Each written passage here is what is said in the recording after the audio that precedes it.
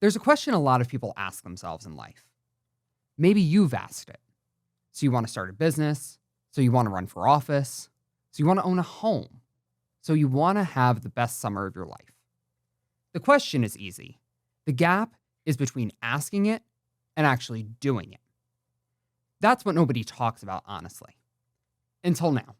This is So You Wanna, the podcast where we take the things people say they want to do and actually walk through what it takes. Not the highlight reel, not the success story with the hard parts edited out, the real cost, the real map, the stuff people wish someone had told them before they started. Maybe even some stuff that'll prevent people from starting. Every episode, one goal. Talking about everything it actually requires. I'm Jason DeAlessi. I'm the founder of Fuerza Strategy Group, a political and strategic consulting firm that I built from nothing. I've worked in media, I've served on a school board, I've advised campaigns, built a business, I've even been suckered into being president of my HOA. I've done a lot of these things that we're going to talk about on this show, and I made a lot of mistakes doing them that I'm going to tell you about. With me today, in every episode, is my co-host, Frank. Frank is going to ask the questions that you're afraid to ask, because once you get to know him, you'll realize he's not afraid to ask it. That's his job, and he's very good at it. And today, we have a special third person at the table, one of our senior associates at Fuerza, Megan Klepper. Megan works inside the business that I'm about to tell you the full story of, so she already knows where those bodies are buried. This season, we've got a whole bunch of episodes for you. We're talking about starting a business, today with me in the hot seat for once. We're going to talk about running for Congress with someone who actually did it. We're going to talk about flipping your town from red to blue with a person who flipped theirs. And we're going to talk about owning a house because the market is brutal in northern New Jersey, New York, all over the country, and someone needs to tell you what it actually costs. Every guest that we have on here has done the thing or something pretty close to the thing. Nobody's theorizing, selling a course. This is just the honest version. Here's what I can promise you. Every episode of this show is going to tell you what it actually costs. Not just in terms of money, but in terms of your time and what it takes out of you. We're not here to make it sound easy. We're here to make it sound possible. This is So You Wanna.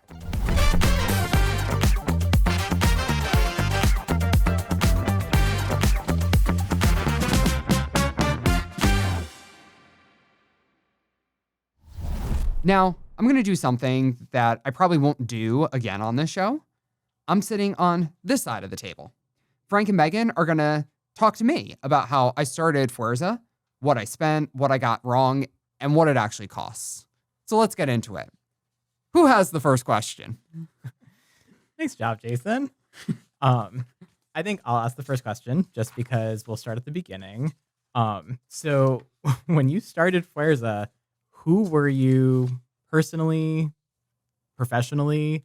In other words, who was that person that decided to start a business and take that leap of faith? I feel like you're asking me a little bit about the pre-dating history. Yeah, I don't know this person. The person was created by the time that we started dating. So tell Using me. this as an opportunity to get to know the real you. Here we go. Mixing the personal and the business. So when I started, I had originally Fuerza was just going to make websites. That's what we were going to do. It was going to kind of be this side hustle that I was planning to go to law school. I had actually been admitted to and deposited at Cornell Law School, visited up in Ithaca and whatnot. And I was in the process of just making websites for campaigns, maybe doing it with small businesses. And it was going to be a way for me to kind of still do something on the side, maybe work with some other friends as kind of part-time help to really pay the tuition bill. Because as you know, law school is not cheap. We suddenly landed a really big contract kind of right out of the gate on a state legislative race, which state legislative campaigns are still a really big part of our business. So it's kind of funny that that was one of our first major campaigns. And then I caught that political bug and just said, okay, there's more to the pie that I can have here and that we can do and that I can build this into something that could become an actual career. Granted, my parents were very hot to trot about me going to Cornell Law School, and we're like, ooh, that little side hustle there of making websites, like, that's really fun and all, but like law school, let's go to big law. Let's do that. So, like, in particular, how old were you when you first started? And then, like, how old were you when, you kind of realized that it wasn't just a side hustle anymore, that you could kind of turn into something? Yeah. So this is a trip down memory lane, but I was technically we formed the business in 2015. We didn't get started in earnest until really 2017. 2016, we worked on a congressional campaign because he who shall not be named was running for office, coming down the golden escalator and everything, if we recall. Um, and that year was a big year. So I was an intern, quasi volunteer, quasi paid staff on a congressional campaign, New Jersey CD7. I'm sure we'll talk a lot more about that district, but back in the day when Leonard Lance was still holding it onto his seat. So I was working on that campaign, and that was 2016. 2017 was when I kind of dove in. I want to say full time, but it was seasonally full time. And in 2017, that was when it started to feel real. And in 2017, I was only 20 years old. So the big campaign that we landed, the state legislative race, we would show up to the fundraisers and whatnot that were at restaurants or bars, and I couldn't actually drink at the events. Not that I'm a big drinker, but I wasn't Just yet a crazy 21. thing to think about. Like, Yeah. And I was all but like running the campaign too. So the fact that the person kind of leading the show, like the three candidates would turn to me and go, okay, what are we doing at this event? I'd be like, that's great. Here I am standing with my Shirley Temple. I don't think I had a Shirley Temple, but my soft drink and not my alcohol. And then as far as getting like actually real, where it was a career, it wasn't really until the pandemic. So that year 2021, where it was like, okay, this is growing at a pace where it can actually pay a salary, eventually support health benefits, the things that you need to actually live. so in between 2016 and 2021, that was the time that you decided you were or were not going to go to law school. And did you tell your parents that? And how did you break it to them Yeah. without really having that fully fleshed out business with this, with this office and everything where you were still at home? How did you kind of present that to them without them basically ripping their hair out and screaming and running away from you? So I think my mom still did that, and I think she still does that to a certain extent.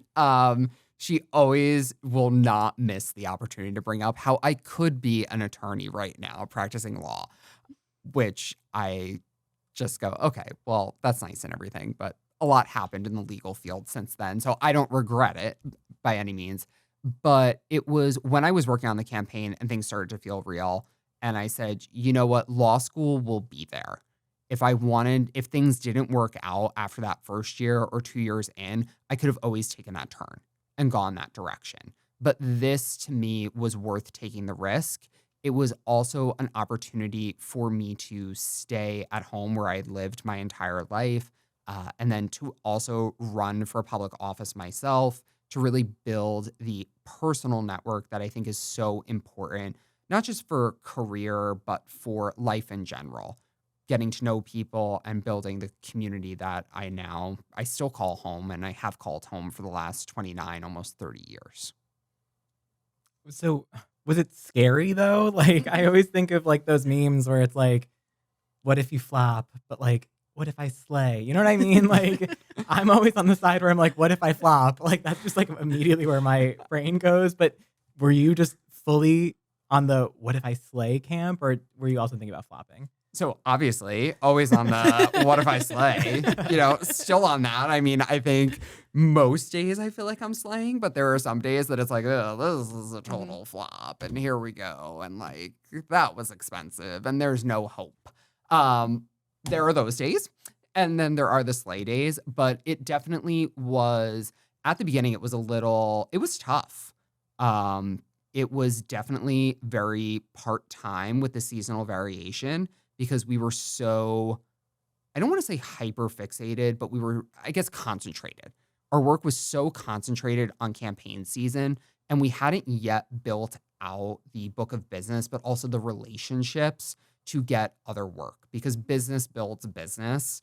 Knowing people who then own small businesses or are realtors or just have other needs you come in contact with them, they refer you. Yeah, a referral is the finest form of a compliment, right? So getting to know people and building up that book of business that then builds other business takes time. So definitely at the beginning, it was very, very part-time. And how did you get the first few clients? Like, you were so young, you were just using your connections. How did you kind of start that first one and then build on that, like, from having absolutely nothing and also being so young? Yeah. So, um, so this was the first 2, 3 years, I'm gonna say 4 years were really an experience because initially I was almost working for free on that first campaign in 2016 that was a congressional. I think I charged the congressional campaign like $500 to build an entire website and maintain it for like 9 months, which it was like Can you like sense of scale? Because this is just like not something that like I know anything about. So $500 to build a website, maintain it for 9 months. What would like a normal price for that have been at the point in time? So I think that year, the DC firm that Congressman Josh Gottheimer, um, sorry, let me back up. Josh Gottheimer, CD5, he was not elected at the time. That was the year he was elected, 2016, beat Scott Garrett in CD5. I want to say he spent 15,000 or so on his website back then. So, and those were like normal numbers. So 500 was like nothing. Granted, I was not like, it was me. Like, here's Jason who like puts this like silly logo on his invoices and calls it a day. So that's how we started. Did you run into like issues where you just had to prove your credibility to potential clients? Were there people that doubted you? Were there people that didn't even give you the time of day? And how did you navigate it? Yeah. So I think, Megan, you were asking like, how did we land that first one? It was literally cold emails and cold text messages. And there were definitely a ton that just went unanswered. And there still are a ton that go unanswered to this day. Why do they go unanswered? Well, I'm sure like a business coach would be ready to dive into the data and tell me, but there back then it was definitely the credibility aspect of like, okay, here's this individual who's 20 years old or 21 years old, doesn't really have any resume for the work that he is suggesting, but for the few people who actually opened and read it, they were like, ooh, but he's willing to work for free or close to free. Like, we can afford this and maybe get a good product, but if not, we can like just pay the bill and move on to the more expensive option. And we didn't really lose anything other than time in the process. What would you say is your, success rate with all those cold emails, cold messages that you sent out? Because I know I get them in my email address on LinkedIn, especially and I'm always like, who answers these? Like, it's just not something that I would ever even really entertain. But I work for a large corporation, so maybe I'm not the target audience. So Yeah. So I think I'm almost tempted to say that the success rate was higher back then than it is now. But I think the reality is that now the volume of outbound cold emails is just so much higher. And granted, there's like ways that we automate it now. There are ways that we scale it, like all that, right? But back in the day, I think I was almost self-selecting to a certain extent of saying, okay, here are the projects that I think are actually attainable. So I'm going to focus more of my energy on that. Whereas now I'll say, okay, let me figure out and start down this path of trying to land a Fortune 500 contract, which is going to be a 3 or 4 year investment. Let me go down this track. And I know that it's going to be 100% rejection for the first 3 years of working through the network, of working through building my pitch and such. It's going to take 3 years to get there. And I'm still towards the first half of that 3 years. So there, I know the success rate is almost zero. It has been zero. It will be zero for the foreseeable future, but I'm going to keep trying. Whereas back when I first started, I was focused on much smaller contracts and really on closing those, on not even closing those deals, just getting someone to respond to my email.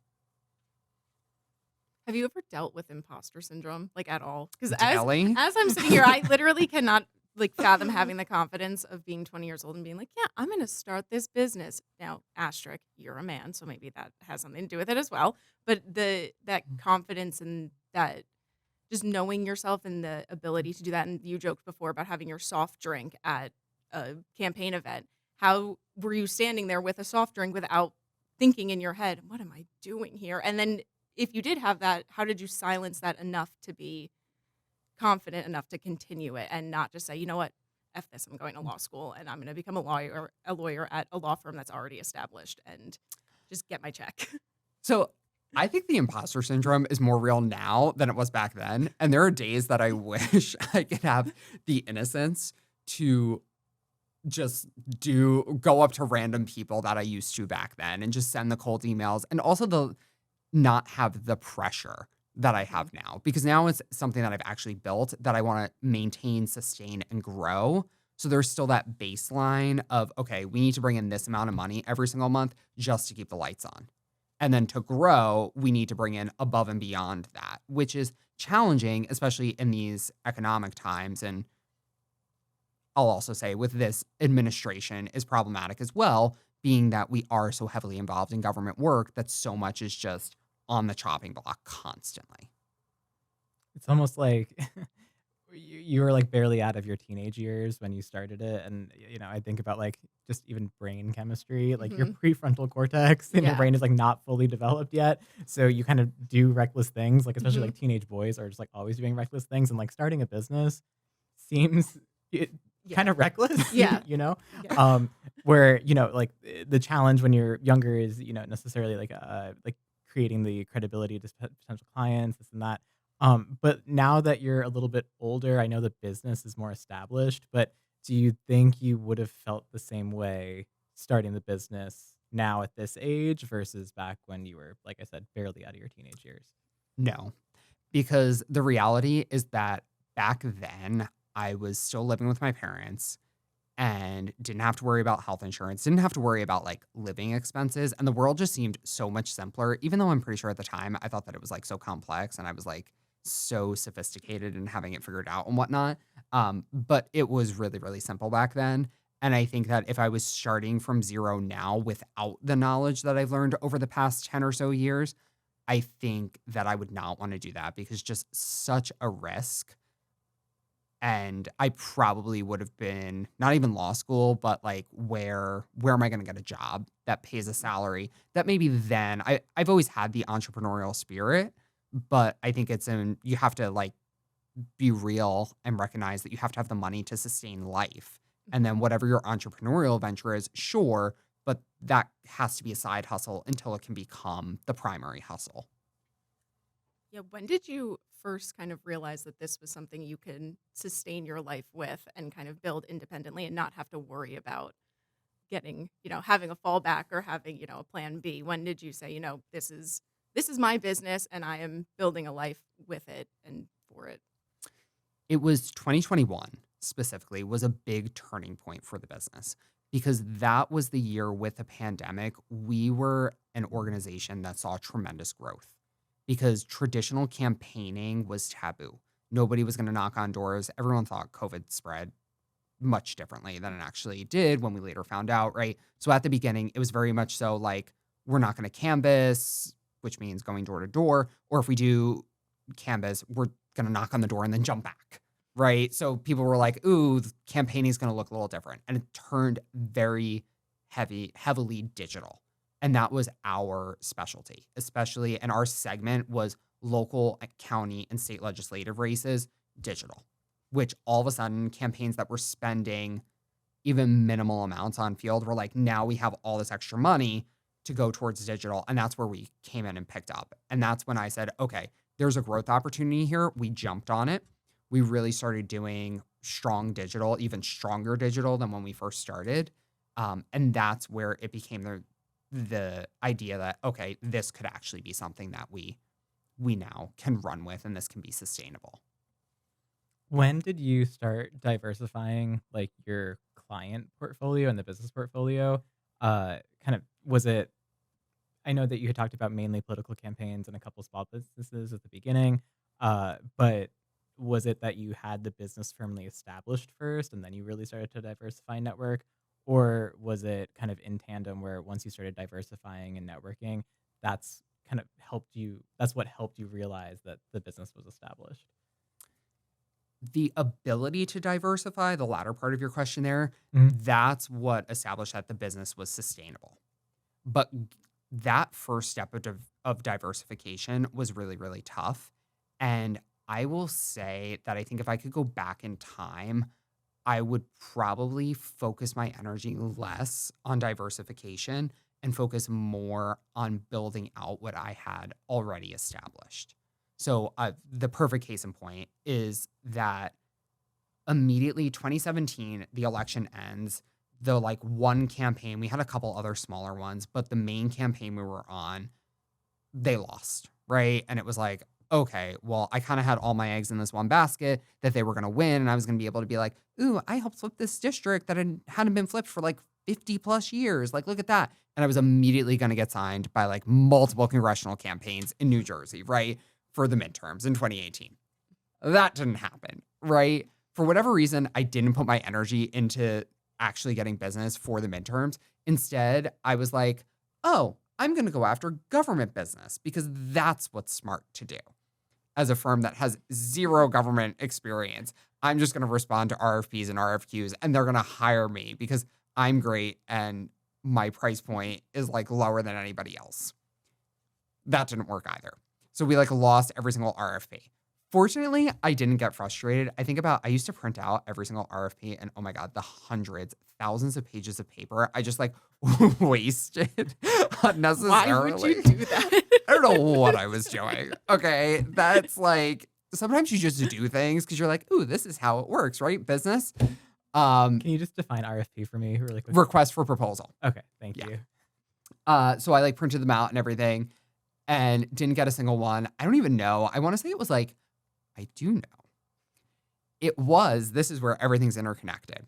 The first one that we actually won was the candidate from that 2017 campaign. One of those candidates, it was the municipality that he worked in, put out an RFP for not live streaming. It was just videotaping their city council meetings. And we responded to it. He immediately conflicted himself out, but we still were we were the lowest bidder. And I think, this is crazy, but I think we were charging $40 an hour to film the meetings, which Again, scale. Like, is that, I don't know how much that costs. today we're charging like $115, $120 an hour. Okay. Only 5 years later. We were just like the low bidder. And I think the other bidder on that, there was only one other bid like $350 an hour. Wow. Yeah. So we beat them out by over $300 an hour. And it was like us just like showing up to these meetings, filming, which granted, these meetings were like crazy. They not all of them were crazy, but municipal government meetings, they're an adventure. Mm-hmm. Like we saw all the characters. Yeah, Parks and Rec is real. It is real. That's all More I'll say. than real. With props, like people Yeah. bringing their like pots and pans to say that like the water's contaminated, or like the rail trestle needs this screw that I bought for $1.50 from Home Depot. You can have it. And the city council members being like, we're gonna trust the engineer that's actually licensed to inspect with like what equipment we need for the rail trestle. But thanks. Okay, Jason, the numbers that you've been throwing out have been pretty low. $500 to make that website for the campaign, $40 an hour to film the local government meetings. Let's talk money. What did you put into it? How much were you making? How much were you putting in? Just hard numbers. Didn't you know that it's taboo to talk about money? No. So anyway, in terms of the actual money, it was at the beginning, and this was the benefit of a service-based business, was that I could build the business as fast as I could bring the money in and to the scale that the money was coming in. And that was the nice thing about having a service-based business. Whereas If you're in like a brick and mortar retail or food establishment, you need that upfront investment. I didn't need that large of an upfront investment. Fortunately, I really only needed my laptop, some softwares, um, not anything really that I did need some camera equipment, but it was honestly, we bought things as I was able to afford them, which it was scaling responsibly, in my opinion. I didn't go out and get an SBA loan or anything like that because with this, again, the server-based business, I could do that. At the beginning, I stupidly spent money on LegalZoom to put together articles of incorporation. I'm the sole owner. Like, you don't need to spend that money, especially now with AI. Back 10 years ago, AI didn't really exist, but there were also help articles and whatnot that I could have just done the filings for free. Instead, I spent like $500 on LegalZoom to write some of this, to do some of this stuff for me. That was totally unnecessary. Didn't need to do that. I will also say I had like this weird LLCs that were owned by the S Corp, this and that, that I remember when I finally had my accountant on board, she was like, what the fuck are you doing? Like, this is not how this should be structured. You've just created so many filing requirements by having 3 or 4 entities for this business that is grossing $30,000 a year and netting $500 for the year. Like, let's change this whole structure and like undo all this stuff that you've stupidly, she didn't say that to me, but I definitely understood that she was like, no, don't listen to LegalZoom. Don't do this complicated structure. So it was very, very minimal. I think I initially started with an outlay of about $1,500, and that's how I built it and slowly scaled up. And part of the cash infusion that I was able to make while also sustaining the minimal expenses I had, because I was living with my parents, they were covering most of my expenses. Very thankful for that, to have that privilege and that opportunity in life to take this flop or slay, as you say, approach to starting a business. But my main source of income, which was supporting the gas money I needed to drive my car to like all these client meetings and events and just looking for sources of business, new clients, all of that actually came from officiating ice hockey games. And it was fortunately refereeing ice hockey. Ice hockey is a very expensive sport. And refereeing, I've been doing it since I was 12 years old. It wasn't quite at the point when I first started. I was refereeing games at 5:30 in the morning that paid me $23 for a game that lasted about an hour and a half. So not great in terms of economics there. But I had grown to the point where when I started the business in 2017, I was officiating high school games, 18U, 16U games that were paying me $75, $85, $95 per game. And that was how I was able to afford to start the business. And being on the insider side of it, like being on the inside of it, I now know we are very close with our hockey clients. We travel to playoff games and championship weekends where we spend, 3 or 4 days locked in media rooms with these people. How did you translate your personal relationship with them to now a client relationship where we get pretty silly? We have a very, relaxed relationship with them, but we are professionals and you do, work for them, you work with them. How did you translate that? And how did they see you as a professional rather than just another hockey player that now works within the league? Like all good things, it started with an email. I literally responded to an email I think they sent out via Constant Contact, which famously we just abandoned that Constant Contact account where that email was sent from, funny enough, this year, a full 8 or 9 years later, because they were actually one of our first clients. But they sent out an email that they were looking for someone to, I think they phrased it as a person, to support, to be the webmaster and to do social media, some light social media. I think I can actually pull the email. I think I saved it from back in the day because I was like, oh, this is a funny email to save, to have as that kind of entry point. But that's where we started, and we built the product around what they needed and what we thought that they needed. And the relationship developed over time. I will say at the beginning, it was very much so a side hustle, even with them, where it was like we were there just to cover some of those weekends here or there, but they didn't recognize and we didn't analyze it to the point to say, like, hey, you can't just be doing this like a couple weekends a year. This should be a full year, strategic communications plan like we have now with them that we execute on. So it definitely, at the beginning, it was very much so a side hustle where it was like, we're the people showing up who are going to like take some photos. Here we go. Like those Mean Girls mom moments where we're going to film Mhm. the big moment from the crowd. That's what it felt like. But now we are like front and center. There's a full plan that we execute on a budget, everything. So it's very much so very organized. And I think as we've grown, they've recognized that. They've been a great client of ours. A lot of friends in the hockey world. So yeah. I do a lot of the TikTok content for that, so I'm still very much the Mean Girls mom. Like, let's take a picture because I don't operate the big cameras that we have. So I do very much feel like the Mean Girls mom at the hockey games, but it's worth it. It's fun. Okay, so you talked about the hard numbers. It wasn't really too much of an investment because it's a service-based organization and business.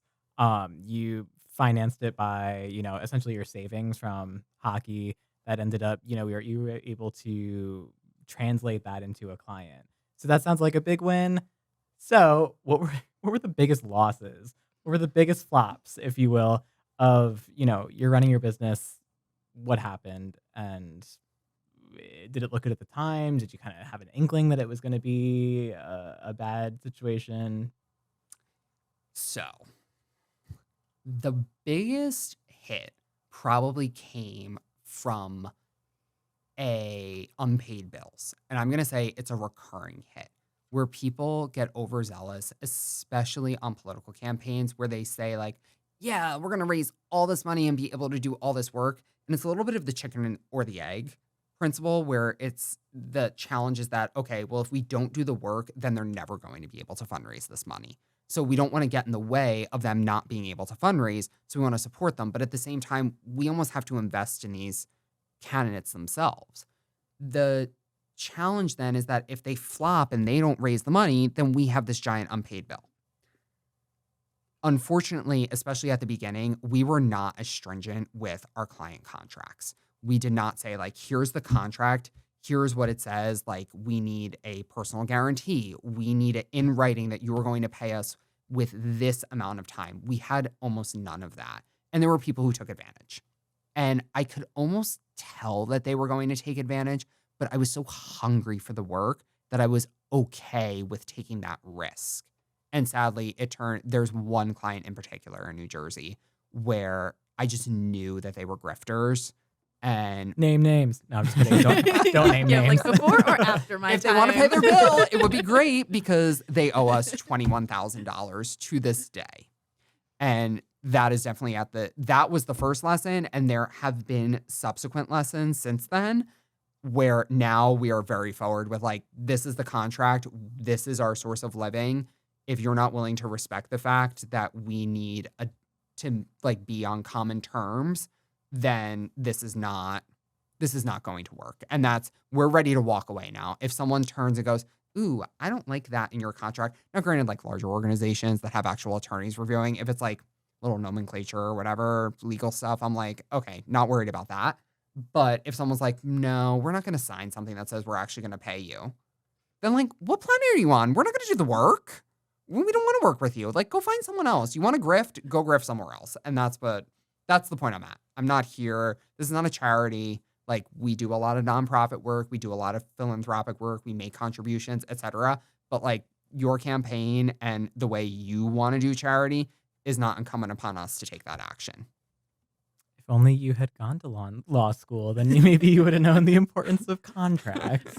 I took exactly 2 semesters of a law class in undergrad, so I got like a little bit. But anyway, so the last question: there may be a listener who has the idea, who wants to start this business, and we've talked about kind of the financial costs. We've talked about the whole process, this and that, but what advice would you give to somebody who's listening who wants to just take that leap of faith, both from a personal cost perspective what advice, and then also, just from a kind of getting over that hump, it could be as granular as like, here's how you start an LLC, or it could just be, like what your best piece of advice is.